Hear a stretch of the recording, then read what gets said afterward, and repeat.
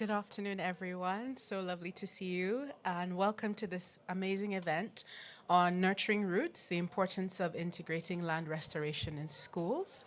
My name is Foluyinka Fakoya, and I'll be your moderator for this event today. Super excited to be here, specifically talking to you about this today because I work in the field of education, was a former teacher, but I also grew up in northern Nigeria, where we have seen the impact of drought, of the arid landscape sort of changing around schools and the impact that has had on crops and livelihoods. So this is a topic kind of bringing these two arenas together is very, very near and dear to my heart. So very excited. And also thank you for your patience as we sort of struggled with the intense scheduling for the day. So this event is going to specifically talk about the importance of integrating land restoration topics into school curricula and how to demonstrate the benefits of land restoration.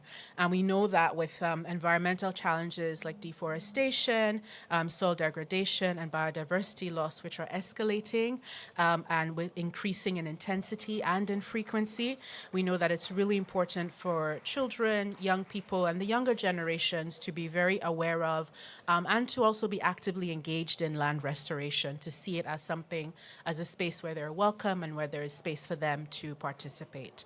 And we also know that schools really play a pivotal role. They're at the heart of the community, and they're really sort of the nexus of a lot of social change. So we know that they play a really important role in promoting land restoration initiatives through their curricula. And then creating an environmentally conscious future generation, and also growing the next generation of climate actors, and hopefully getting us to the point where we no longer need climate actors, but we'll see.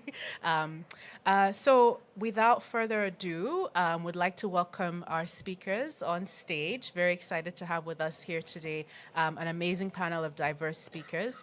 So we'll start with Amanda. Amanda Ibram is the director of the Global Schools Program, which is a UN SDSN initiative and supports a network of 1,500 primary and secondary schools in 100 countries. Please come up, Amanda. And then next we'll be welcoming Dr. Kazue Fujiwara, who's a vegetation scientist, and she obtained her Doctor of Science from Tohoku University, and she's a Professor Emerita of Yokohama National University. She's had many projects, but her studies involve global vegetation science, especially evergreen broadleaf forests, and she has a special interest in vegetation function in cities, including urban environmental planning, management, and forest restoration on degraded areas. Welcome, Dr. Fujiwara. And finally, bringing that very important youth perspective, we have Dev Narayan Siam, who's a grade 11 IB student who's currently studying at GEMS Modern Academy. He's the GEMS Global Ambassador, and so he represents the school at numerous international and national events. And he invites revered environmental NGOs and conducts environment and climate-related workshops at school. He also founded the 1.5 Degree Club and organizes an inter-school event called Terra, which encourages students to participate in innovative competitions, connecting environmental sustainability with engaging activities like sports, debates, entrepreneurship, and even a treasure hunt. Welcome, Dev. So lovely to have you. Okay, and I will join our speakers. Okay, fabulous.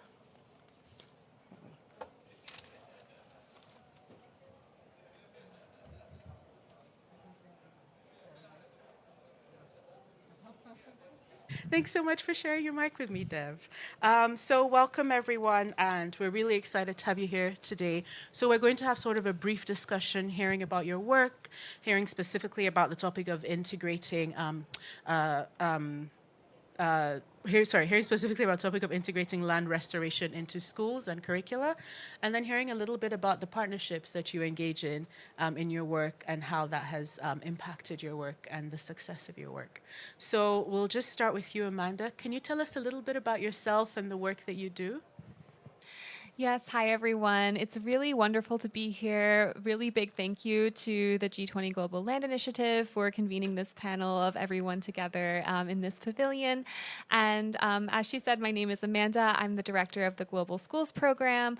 I was a teacher for quite a few years, an educator working specifically with students in school communities, and then worked in higher education, really engaging young people that would come to our classes on leadership development and helping them design social impact projects to really engage their local communities. So the work that I do at the Global Schools Program is really focused on teacher training as well as curriculum development. So the Global Schools Program is part of the United Nations Sustainable Development Solutions Network, and we have about 60 regional and national networks all over the world, and it's a great big architecture that supports our work. So the Global Schools Program, we have a network of schools in about 100 countries. There's approximately 1,600 in the network, and we really focus on training teachers and school leaders on education for sustainable development. And what do we really mean by that?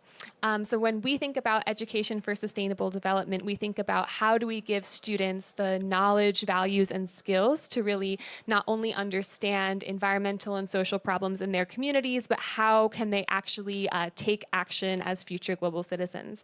And we think about this environmental piece as well from the whole landscape of well-being and values and health and all of these intersections when it comes to climate and the environment. And this is what we really try to do when we work with teachers, not only training them on the content knowledge that they need to engage in these lessons and activities, but also the pedagogy behind it.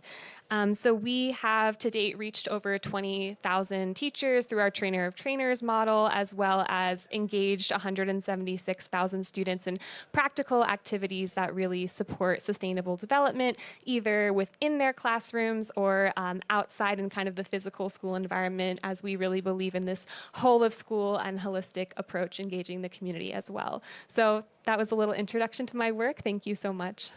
Thank you so much. And it's so interesting to hear, you're speaking about working at the school level, but also at the global level. So kind of bringing those together. So thank you so much for sharing about that.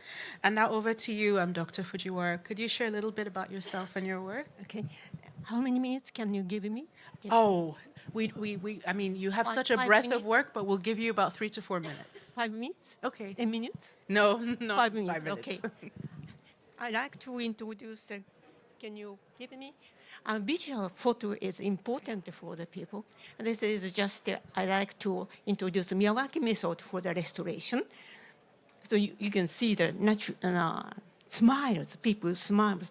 This is degradation areas. I came back end of last month, and we have the plantation site, 300 people gather, and students and common people in the plantation. We did using the natural forest species like this. Then, so what is Miyawaki method? Why and what? How to create Miyawaki forest? Let's create Miyawaki school and then proposal. So Miyawaki forest grow faster, more CO2s and forestry method, and prevent several calamities and create animal habitat. And anybody can plant, and no management 3 years after plantation. So we are teaching, and so using potted seedling, soil preparation, dense random mixed species, the students and other people coming. You can see only 9 years, then cover the areas. This is Yokohama National University, and the entrance, then, so even small area with and graduate class school students made it, and Mangari Matais program we made. And 3 years like this, only small area. So nowadays, this year, even University of Nairobi, students planted, even a wedding party was held in this area. And flooded area also to make like this. And Professor Miyawaki's last work in 2014. So like this. So Yokohama National University, and you can see the newcomer species over 28 years. And So 60% decreased in 28 years, but temperature inside and outside about 8 Celsius cooler inside, and maximum temperature 3 Celsius cooler in summer in campus, and minimum temperature in winter 3 Celsius warmer than residence areas. Carbon sequence also the per hectares about to 8 ton, and so one of the doctor student calculated area, and even 20 years Miyawaki forest is 2 times higher than economical commercial forest, cedar forest, and secondary forest. So school forest, we had it. This is Yokohama City University, a reclaimed area, and made a plantation with season like 10. So you can see like that. So many school, so people planted together. School students are very happy. At that case, we need leaders, two nature leaders, Miss Neelam and Dr. Gray visited Japan, and they an outreach program in students in climate and biodiversity action, and so they studied Miyawaki forest. So we had examples, so many areas, 19 countries, and you can see this and star mark is a Miyawaki Forest Working Group, more than 13 groups. So rapid growth, the competition and coexistence among seedlings, encouraging early growth and not only fixed carbon dioxide. Also, habitats mitigate disasters. So various target of the SDGs also, and last 4 millennia with regulation. Like a drop of rain falling into the ocean, it is small, but this will create a river. Doing nothing is the most pointless. Sorry. So, the last, I propose the leader training of Miyawaki Forest and education on environmental crisis. So this session held by United Nations G20 Global Land Initiatives. So cooperate with COP28 and other United Nations organizations and World Bank, and training and education for leaders. So first one, they make a textbook for method and education. Restoring stable natural forest is by specialists of Miyawaki Forest, and environmental crisis and ecological background education by COP28 members of each country. So then people understand university, school teachers, and making a school forest. Thank you. Thank you so much, Dr. Fujiwara. Thank you. And thank you also for those amazing pictures that showed the impact of the planting. It was, you were saying, it's just a small drop, but actually it was really quite impactful to see just over a short period of time, sometimes as short as 3 years, there was such a huge change, and really drove home the fact that, we can all take action.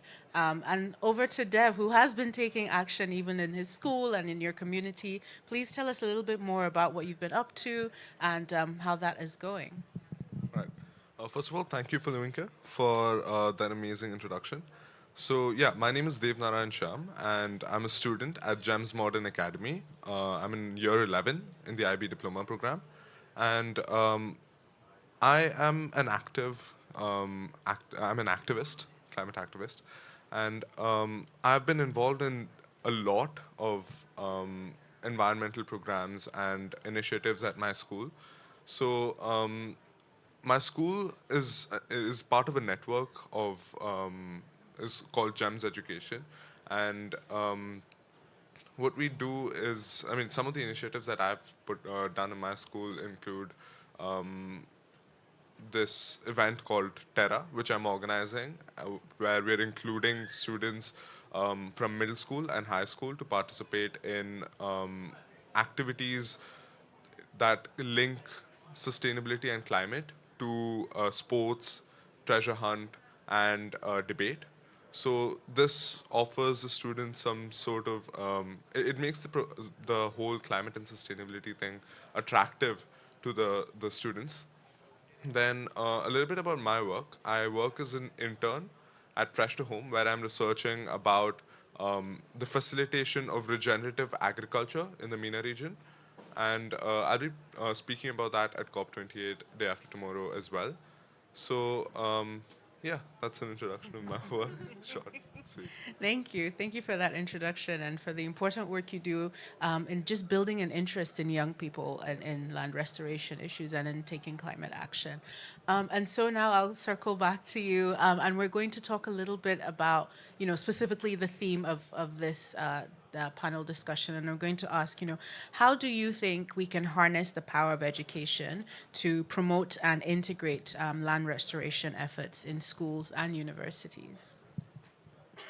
Yes, thank you so much for that question. So it's really great to see at COP this year even more education discussions and bringing education to the forefront and having the thought of schools and education ministries being kind of the epicenter of building resiliency to climate change and solving the climate change challenges. So in our work, we're really seeing schools becoming ecosystems and hubs for land restoration and for taking action on environmental issues. And this is really a place where we can reach students at the masses. School is one of the commonalities that many students have all across the world.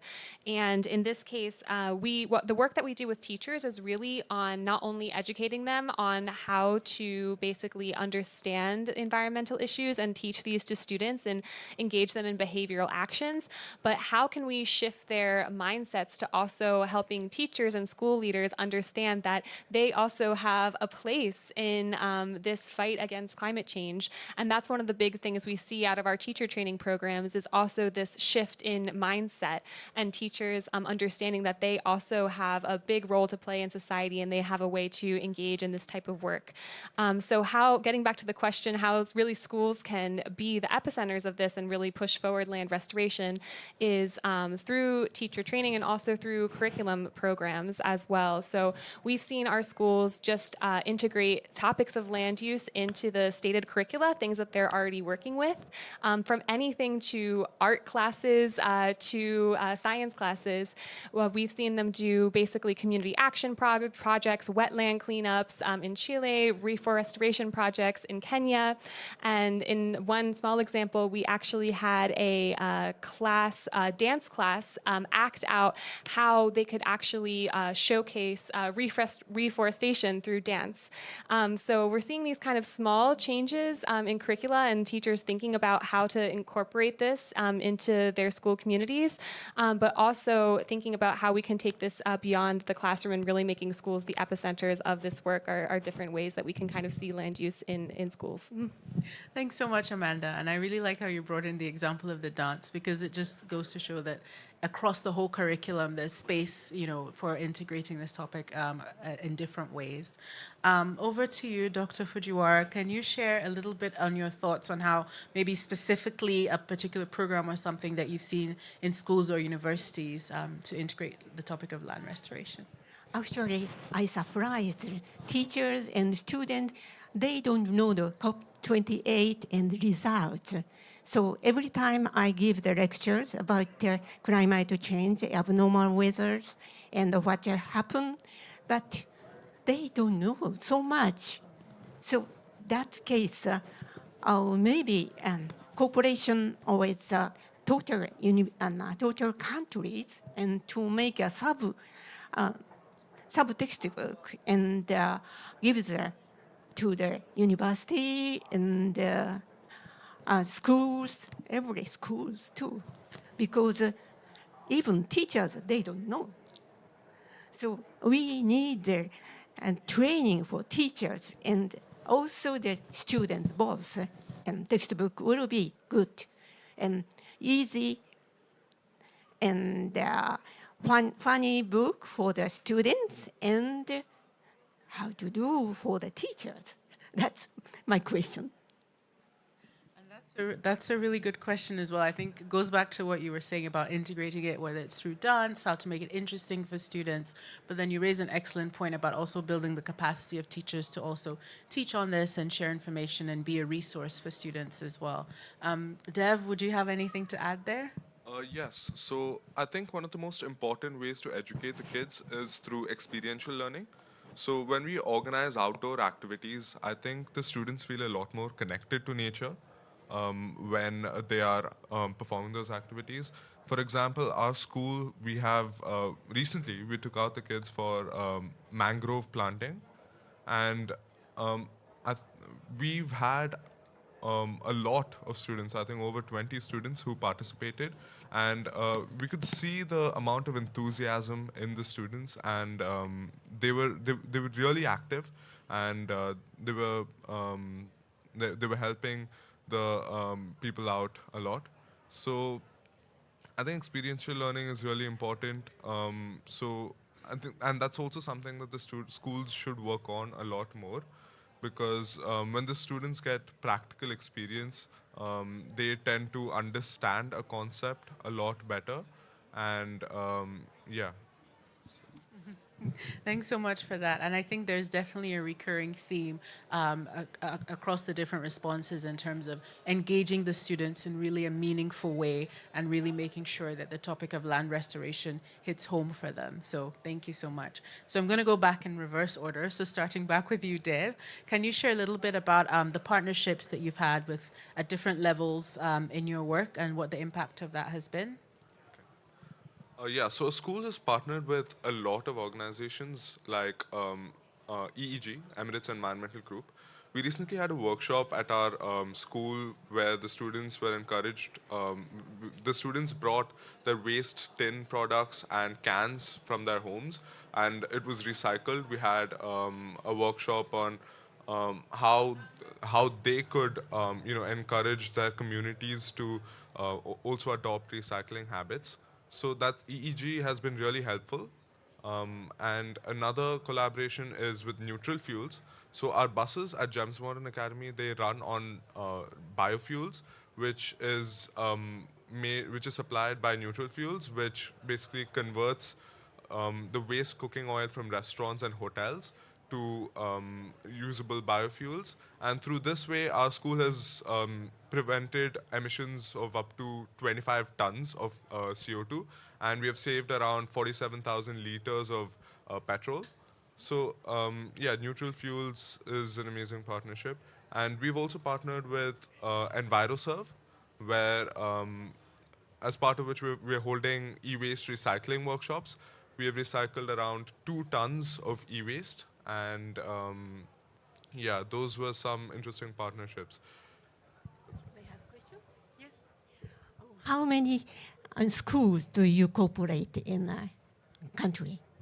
I'm talking about what my school alone, GEMS Modern no. Academy, has collaborated with, and they've collaborated with a lot of companies, and I'm sure the GEMS network as a whole also collaborates with many environment-friendly and eco-friendly companies. How do you think cooperate with other schools too? That's important key. You work so well, then cooperate with other schools and spread much more. Thanks so much, Dev. As Dr. Fujiwara said, just with your school, you're achieving so much and there's so much potential.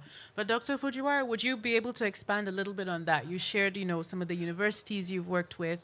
Can you share, maybe other types of institutions you've partnered with, how the impact of that has been, and also where you see, sort of future partnerships? Yeah, it is very difficult. I'm visiting other countries and give the lecture and plantation with the students, but it is partially. So each area, so we have a 5 years project and making it.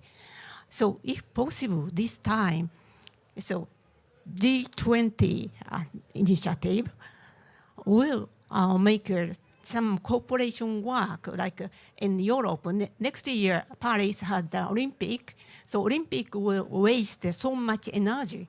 So plantation with education of the environment together, so gather the European people in Paris and making the forest, because in France, two big work group there, and they will make some plantation ceremony, but also including the teaching global crisis too.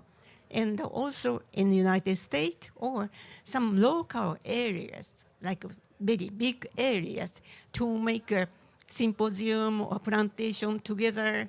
So G20 can make it, I suppose. I expect that. Thank you so much, Dr. Fujiwara, setting the bar high with the expectations, but also talking about maybe some non-traditional partners and also taking advantage of sort of public moments like the Olympics to really raise awareness, and that's a really key action. So back to you, Amanda. We've heard a little bit about your work at the global scale, and would love to hear from you at all levels. What kind of partnerships have you been engaged in? What kind of impact have they had? And what would you want to how would you want to move forward in the future with any specific partners? Yeah, thank you so much.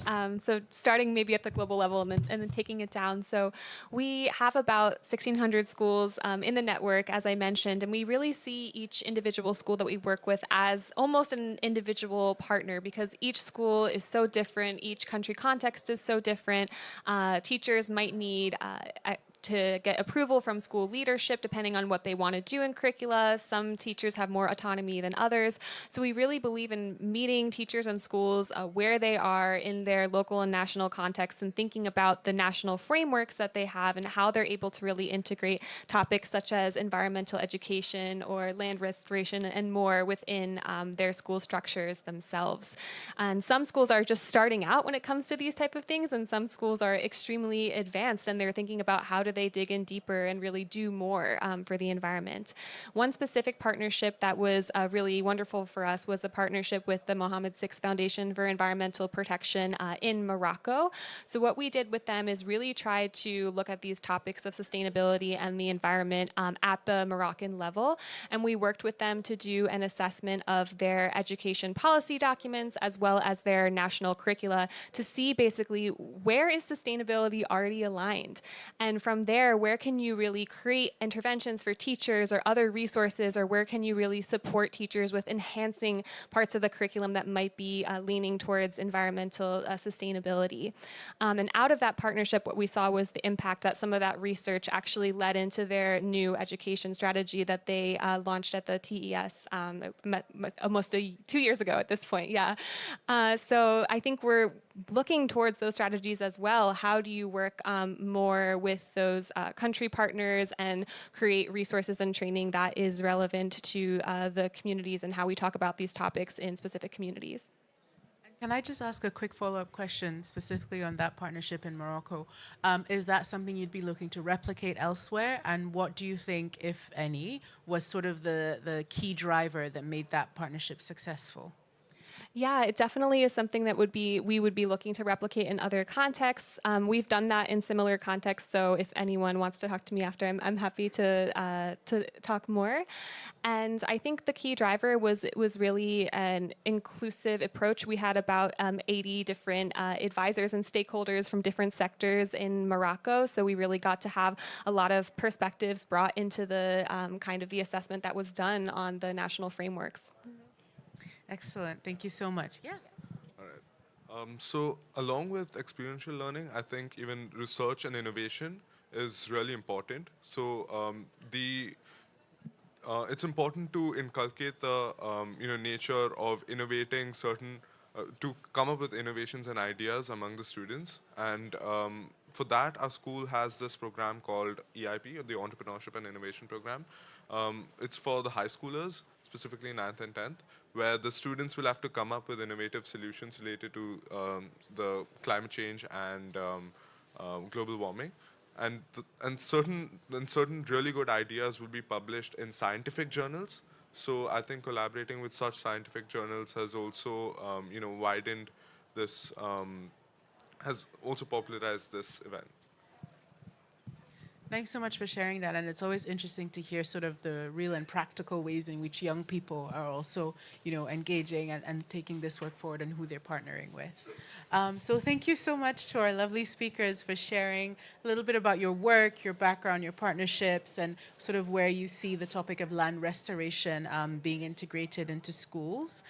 We're going to turn it to our audience. We're going to have some Q&A, and we're actually going to start off. I should switch back. Okay. Sorry. Sorry. I think it's just technology. We're going to have some Q&A from audience members, and we're actually going to start off with a very special audience member who's going to share a little bit of your work as well, and also direct a question to our panelists. So over to you, Karit. Thank you. Should I like that? Thank you.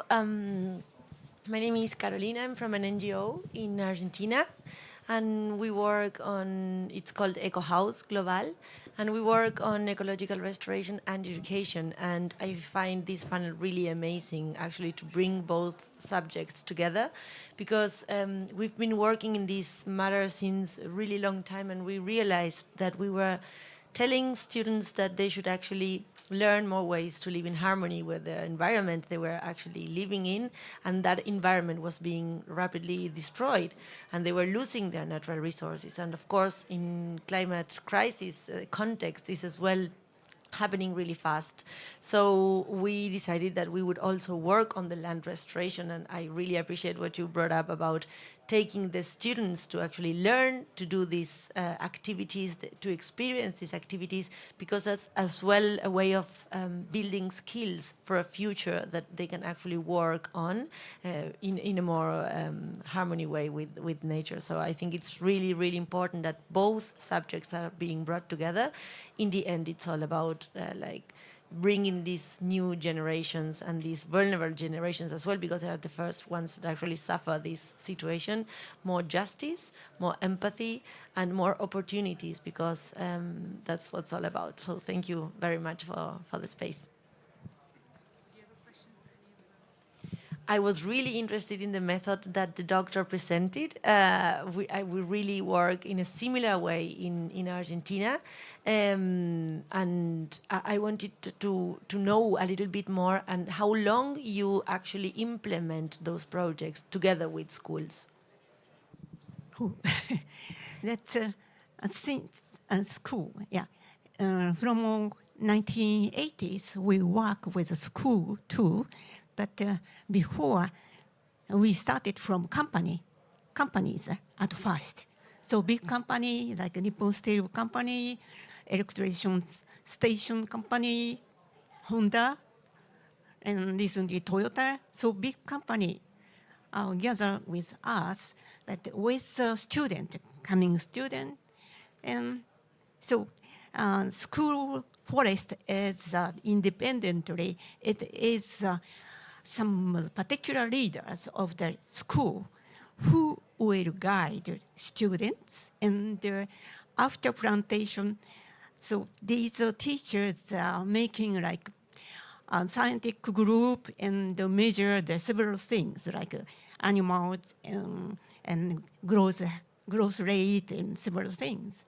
So this kind of the activities, it need leaders.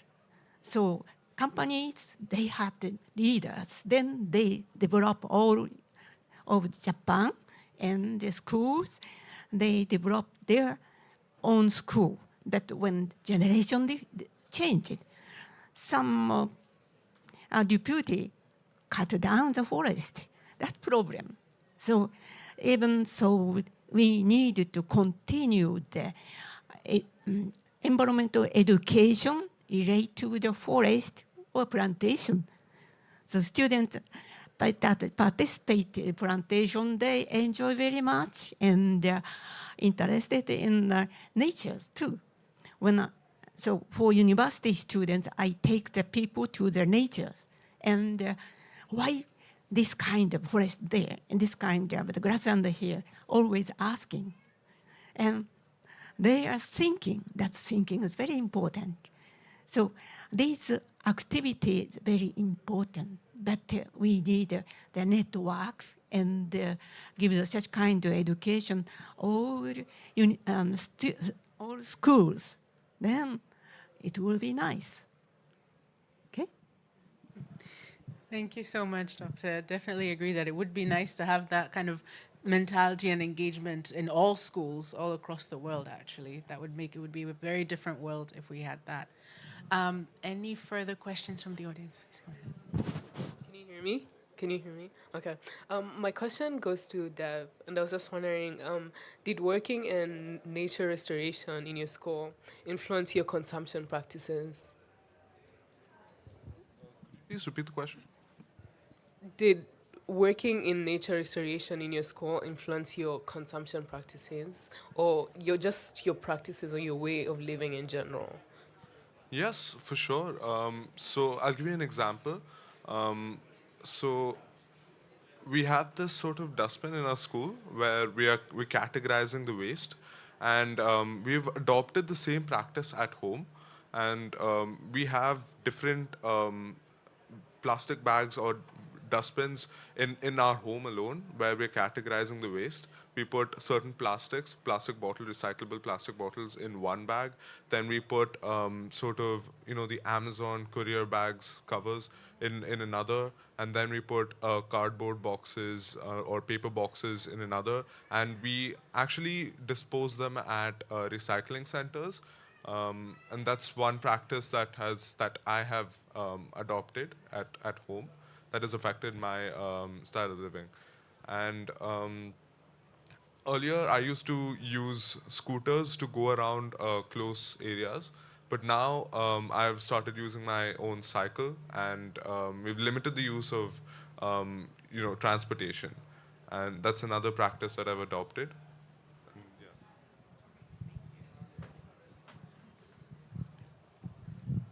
yeah. Yeah. Thank you very much. Sorry, thank you very much. My name, I should stand up, I guess. My name is Kagemaso. I work for CJR. I'm the director of the Environmental Health and Biodiversity Impact Area. Really, thank you very much and very amazing. It was a good school. I was also learning, but I was not learning by doing. I should go to the school also to learn by doing. I like really the photos you show how people are doing it in the field. And it's, first of all, to appreciate the work. Then I will have two small questions.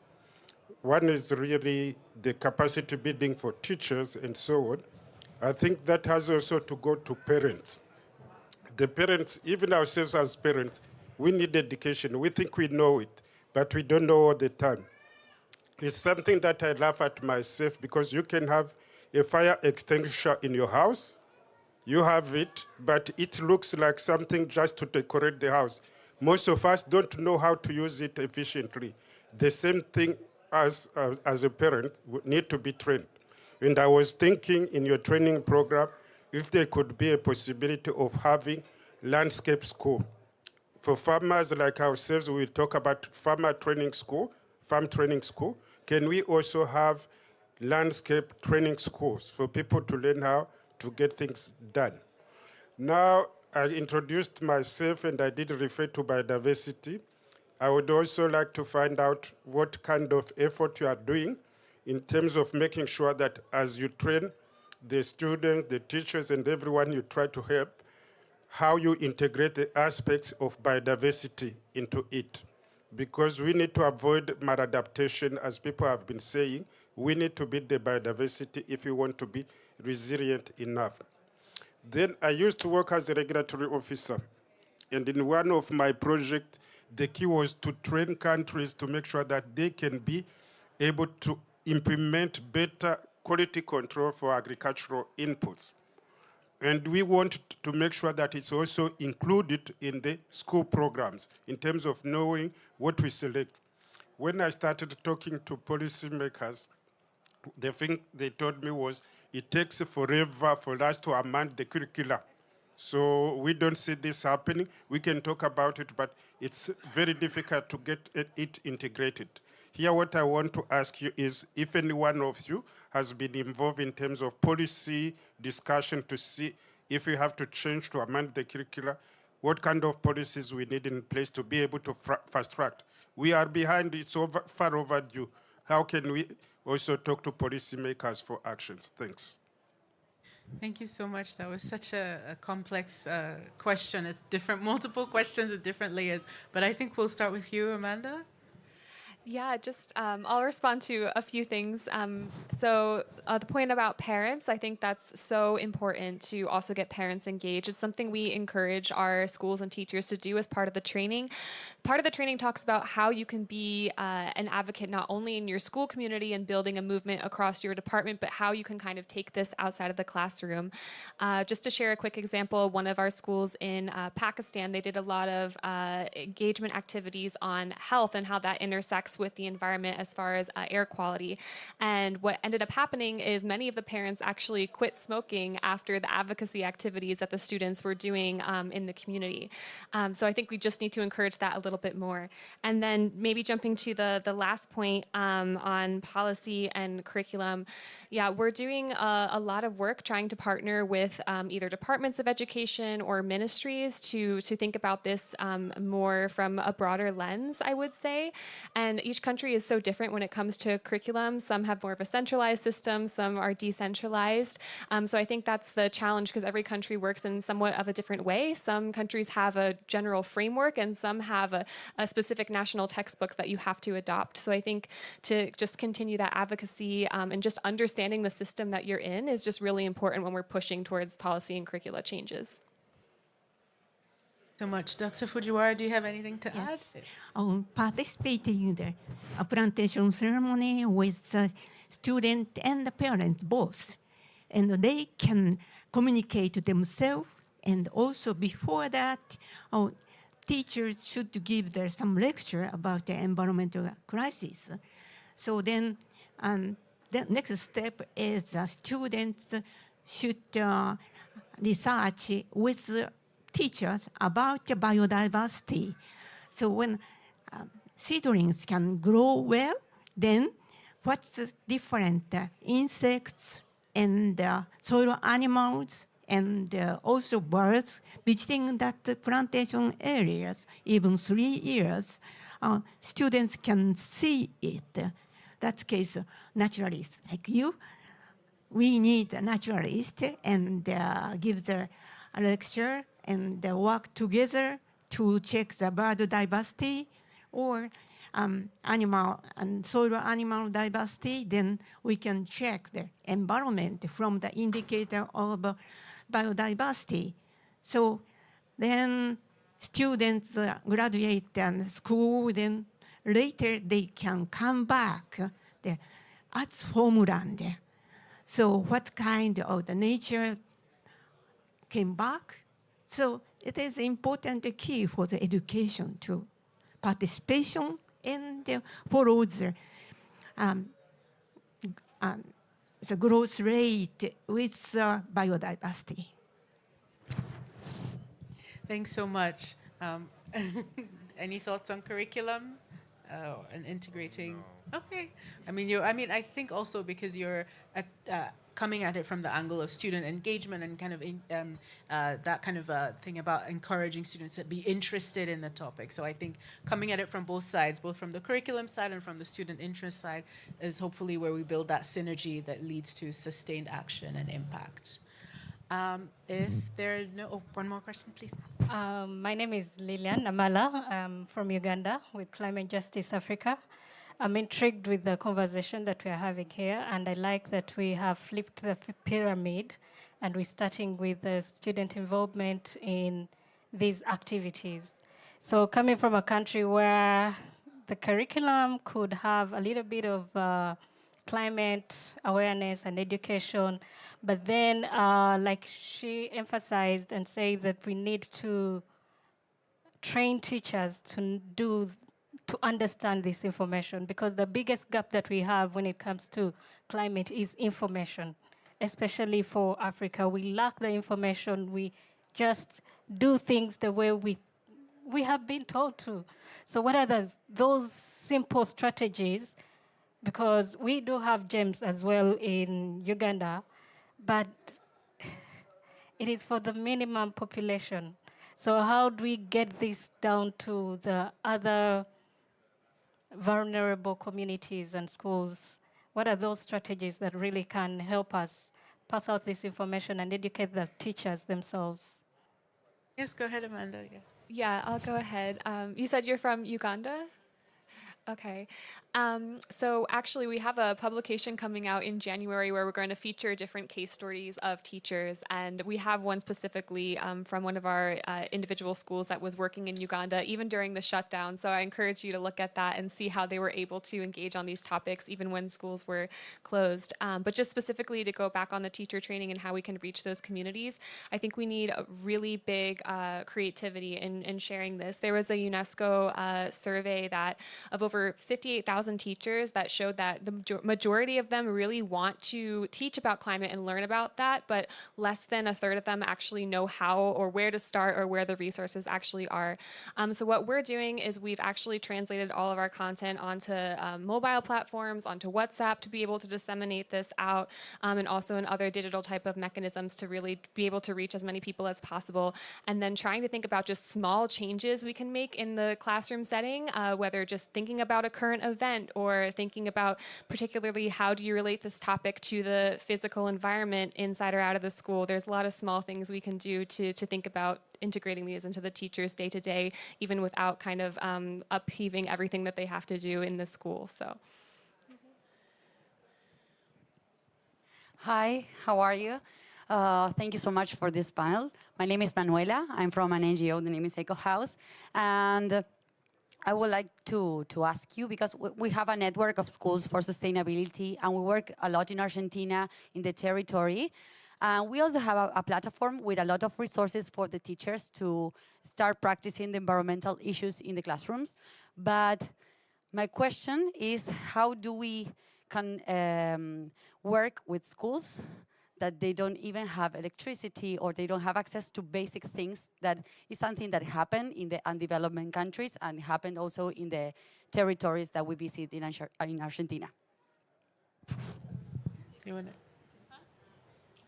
Go ahead. I don't want to take the time away from everyone else. But I think that what we actually did when we were first starting out the Global Schools program is we actually trained young leaders to go to different school communities and do workshops and kind of peer-to-peer education to reach schools that might not be connected or might not know about these topics. So we trained 450 young leaders to go to rural communities that kind of understood the context and helped these schools kind of get connected to our network. So that was one strategy we used. I'm happy to talk more later. I don't want to take too much time from the other panelists. So. Also, just to add, I was on another panel earlier where someone was talking about a similar thing where it's in low resource situations. How do you do that? And something else I think that sort of echoes what you said, Amanda, was also looking at what there's also a lot of indigenous knowledge usually in communities and sort of building on that, and a lot of that will often feature land restoration and practices that encourage that. So also kind of building on what's existing in the community that might not be or that might not have been brought into formal school systems. So just wanted to add an echoation. But please, Dr. Fujiwara. I have a question. How do you collect the young leaders in Africa? So just through internet, how to do it? Yeah, we're privileged to be part of a large kind of UN organization existing under the auspices of the UN. So we have a program called SDSN Youth that has over thousands of school leaders that, thousands of young leaders, that are engaged on these topics and sustainable development. So we really tap into that network when we're working with the local communities. Mm-hmm. In Africa? Or all over? All over the world, yes. How many people in Africa? I'd have to, of the SDSN Youth, I would have to go back and ask them off the top of my head. Yeah, around it, because Africa, it is difficult to taking care of the young leaders. So each university will have their environmental leaders, but they don't have their network. So it is difficulty, much difficulty to make a network. Yeah, we work very much through our local and national networks to be able to reach these students and young leaders, which has been really, really helpful for our work. Yeah. Great, thank you so much. I'm not sure if there are any more audience questions. We're hoping to sort of, okay, there we go, please. Okay. It's not actually a question, but just a contribution or suggestion. My name is Prince Yabua Otre. I'm from Ghana, and I belong to the Strategic Youth Network for Development. So at SYND Ghana, we run the intergenerational campaign because we believe that the issue of climate change affects children, youth, and adults. We have platform for parents. That's the PFF, Parent for Future, where we engage the parents, we educate parents about impact of climate change, environmental sustainability, and how they should demand climate action for their children. So we go to schools during PTA meetings, we engage with the school authorities to educate parents about climate change, environmental sustainability. We also do the same thing at churches.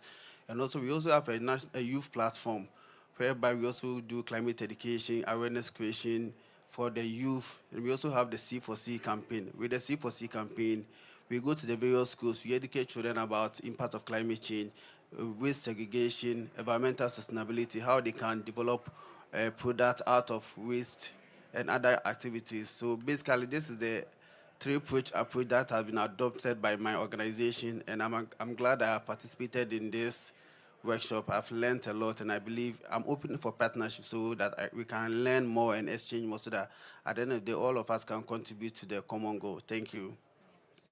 Thank you so much for sharing that important work with us. And thank you to our audience for such a rich and engaging discussion. There's been a lot of flow between the audience and the speakers. And we're just going to have last words, if there are no more questions, just brief last words from our speakers, sharing just one action or commitment that you're going to take forward in your work following your attendance at your engagement at this panel and I think at COP28 more broadly. Yeah, so one of my commitments out of this panel specifically is following up more on the student perspective side. And I learned a lot from you, Dev, like thinking about how to get students engaged and excited about this, making learning fun. So.